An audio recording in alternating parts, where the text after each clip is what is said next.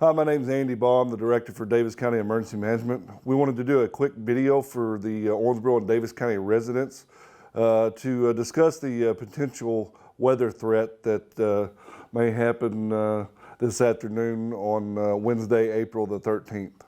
As you can see, there is a severe weather outbreak threat today. That includes the widespread winds, tornado, potential for large hail, as well as flash flood. For us, I'll go over the timing in just a second, but our biggest threat will be, again, this afternoon, later this afternoon and early evening. There is a flood watch currently below us, just south of us, which could extend into Daviess County later on, so be on the lookout for that. But we are in a moderate threat according to the SPC, the Storm Prediction Center. And the last time that we were in a moderate threat was December 10th and December 11th for the tornadoes that occurred across much of western Kentucky. So it's definitely need to take this seriously. Rarely do we enter into a moderate threat. So when we do, it is definitely time to pay attention and continuously monitor the weather throughout the day. Wind advisories will be in effect. They are currently in effect from 9 a.m. until 7 p.m. tonight. That may be extended. Our timing window did get extended from what it was yesterday. Again, I'll discuss that in a second, but you can expect high wind gusts of 40 miles an hour or even greater. For severe weather, usually the category for severe weather is around 58, 60 miles an hour winds. So we could potentially see some even stronger winds than that. It's important now, if you haven't already done so, to make sure that you secure outdoor items which could blow away, blow around. Trampolines always become projectiles during these events, as well as any outdoor patio furniture, cushions, tables, chairs, things that are fairly lightweight that can blow around. So secure those now as best you can. There is the flash flood watch I discussed on that side, on the far side. As I said, it extends all the way up to just south of us, so we could see that extend into Daviess County and even further later on. The total rainfalls for tonight, we could expect at least an inch, if not inch and a half or more. There are certain areas that are expecting 2 or more inches. So more on that, just keep an eye out on that and be leery when you're driving. I know people get tired of hearing us say, turn around, don't drown. But whenever you take your life at risk, even if it's just you and you enter flooded roadways and your car either gets swept away or it just stalls out, now you're taking first responders out of their normal roles of being able to assist during other emergencies, and they're having to rescue you when if you had just avoided that altogether, you wouldn't have had to worry about that. And think about your family and friends when you are trying to make a decision on whether to go through that or not. Just don't do it. Take a few extra minutes and take an alternate route.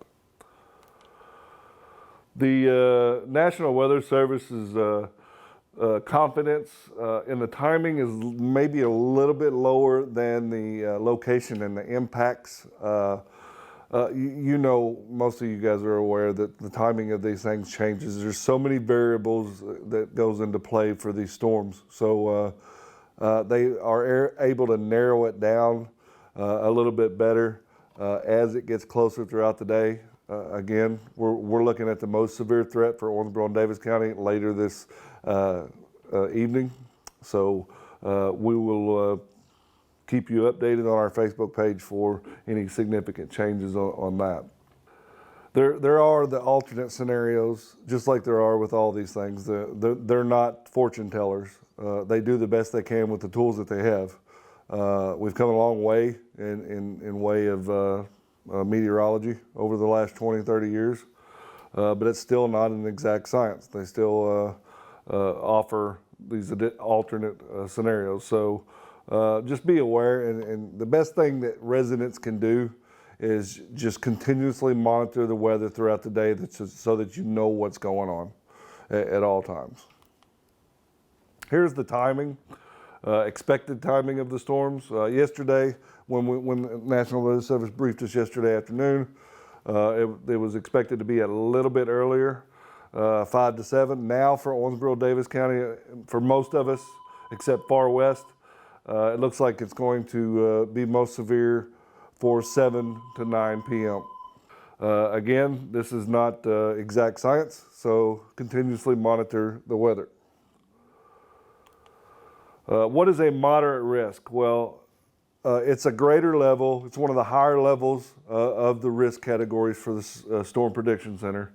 Means widespread severe storms are likely. Not could occur, they're likely. Long-lived and intense storms are likely. And normally when they say that, that accompanies the possibility for tornadoes of EF2 strength or greater. You need to make sure, I'm going to go over a few of the alerts that are available out there for smartphones and desktops, but you need to have multiple ways of knowing what's going on and receiving weather alerts. And we'll discuss a few of those in a second. Storms can escalate quickly. So clear skies can turn into dark rotating funnels in a matter of seconds. So again, set that smartphone up. If you don't have a smartphone and you got cable, continuously monitor your news, because a lot of times what they do for the local news companies is they'll go live and stay live with the weather until the event is no longer a severe threat. If you don't have cable, but you have Facebook, 14 News, and then the Tri-State Weather, for 25 and 7, they also do, and 44, do live coverage sometimes on their Facebook pages. So there's multiple ways to be able to receive alerts. I always preach the best way to receive alerts is the NOAA All Hazards Weather Radio. You can typically buy those on Amazon, a little late today, but a lot of times Walmart, CVS, Walgreens, Kmart, Target, rather, a lot of times they'll carry them in stock for around $30 to $35 each. And if you have problem programming it for our specific location, give us a call at 270-685-8448, and we will walk you through how to program that radio. But make sure that you know where your shelter is, whether you're at work, school, home, whatever it is. Make sure that that shelter is adequate enough for the amount of people that you want to put in there, or pets. For instance, my house, it's an interior closet. You keep it cleaned out, and I can fit my whole household, my wife, kids, and my dogs. We also make sure that we wear our shoes because you don't want to be barefoot when a tornado comes through, because you may be having to walk through or over debris. Then if you can find something to cover your head, whether it's a bicycle helmet, a hard hat, any type of helmet, skateboard helmet, or if you've got a mattress or something thick and padded that you can cover everybody up with, that could also work too. You don't want to be on an upper floor. If you have a multi-story house, lowest floor is best for tornadoes. Interior room, no exterior doors, no windows. That's key. We don't use our bathroom because there are glass doors and large mirrors in our bathrooms. So we don't use those because I don't want glass blowing all over the place in my shelter area. So interior, stairwells, they offer pretty good protection because they're built up pretty strong in most instances. Same thing with interior closets.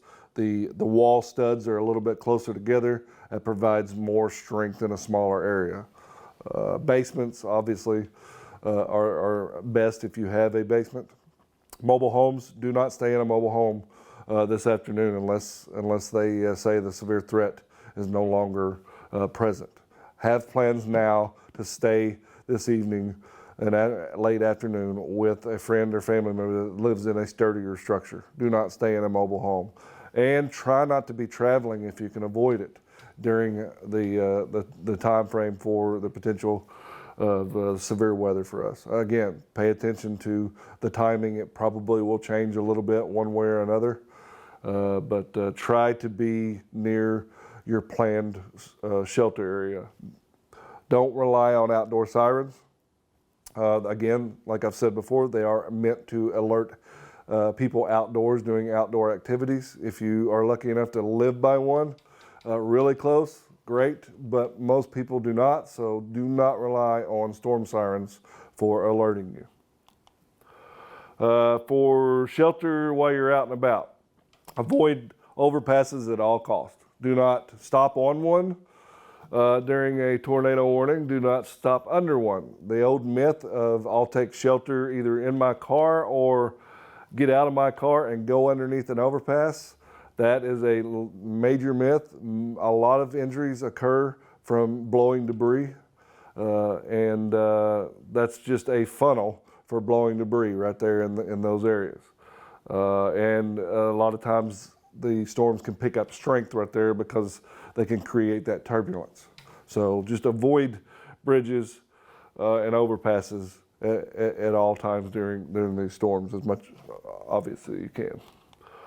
And again, this is a good graphic of a multi-tiered house. Obviously, that would be a basement at the bottom. Those are good. No windows, no doors, below ground. If you don't have a basement, then the lowest floor would be there. X's on the outside because they have exterior doors or windows. Again, a bathroom or a stairwell away from doors and windows is going to be best in those situations. Altogether, avoid upper floors, second, third, or above floors. As I said, there are multiple ways these days to get to receive your weather alerts or any type of threat alerts. The first and foremost on smartphones, the newer phones, most carriers automatically allow what is called WEA, which is a wireless emergency alert. And those are a federal alerting system that National Weather Service also uses. So if you've ever been through an area and a storm hit and you went under a watch or a warning, then you may have received that wireless emergency alert. And a lot of times they'll sound like the ones that you hear when the TV goes off or the radio goes off with the long tone and then the message. That is number one. What you can do, and I'm going to be posting throughout the day on our Facebook page, Daviess County Emergency Management, on how to find some of this stuff. So make sure you're continuously watching that. What you can do is go to your settings on your smartphone, whether you have an Apple or an Android. Go to your settings, type in wireless emergency alerts. It should take you to where you need to go because it's different for each operating system. And then look and make sure, because there are certain features that you can turn off.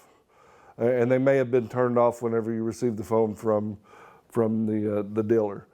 So make sure that whatever you want to be alerted for, whether it's severe thunderstorm warnings, if you want watches as well, I think for some of the watches you can turn them off. But make sure that also that you have the proper notifications, that it's not just on vibrate. That's key because if you go to bed, you need a means, especially if you don't have a NOAA weather radio, you need a means to wake you up. And if you've got the volume turned up on those, then hopefully they will wake you up. There's other apps. Obviously, there's no shortage of apps for our smartphones. So as you can see, the list is very extensive on what you can see or what you can download to your phone. Some of these are also for desktop computers. You'll look in the description and it'll tell you is this for a desktop or a smartphone or both. One that I like, I don't endorse any of these. Again, I'm a county employee, but this is a Federal Emergency Management Agency app. I can't endorse that one. FEMA. And it not only will give you alerts, but it'll also give you information following a disaster. Where are shelters located? How do I contact FEMA and upload photos for first responders? How do I contact somebody to get me information on if I want to do a claim for disasters? A lot of that information you're going to find in the FEMA app, and we'll be using that as well. But again, I'm going to post this on our Facebook page. There's too many to list. Some of them may be outdated, as you can read at the top. The National Weather Service does not necessarily endorse any of these either, but there is a number of different apps in there. Another couple that I would recommend is the local news companies. They have their own apps, 14 News. There's one called Tri-State WX or Tri-State Weather. You can download those. Good thing about those is, let's say that maybe you don't use social media. Maybe you don't have cable. You can download one of those apps, and a lot of times you will see local meteorologists doing live coverage videos on there. They may be just a few seconds or a few minutes old, but you can monitor the weather that way as well with almost live video at times. And you can set notifications from within that app that if you want to be alerted for severe thunderstorms from 14 News weather app, then you can do so. All that's within their apps. So again, there's no reason whatsoever this day and age to be caught surprised from any type of severe weather event. There's just multiple ways for you to be able to get that information. So everybody be safe while you're out there. Avoid the flooded roads. Know where your shelter is. Make sure that you're able to use that shelter. Be prepared. I'll be putting some lists of other things, such as shelter lists, inventory, kits, what your kit should have in it, some checklists that you can use to make sure that you're ready. So just continuously watch our Facebook page, Daviess County Emergency Management, and call us if you've got any question at 270-685-8448. Thank you.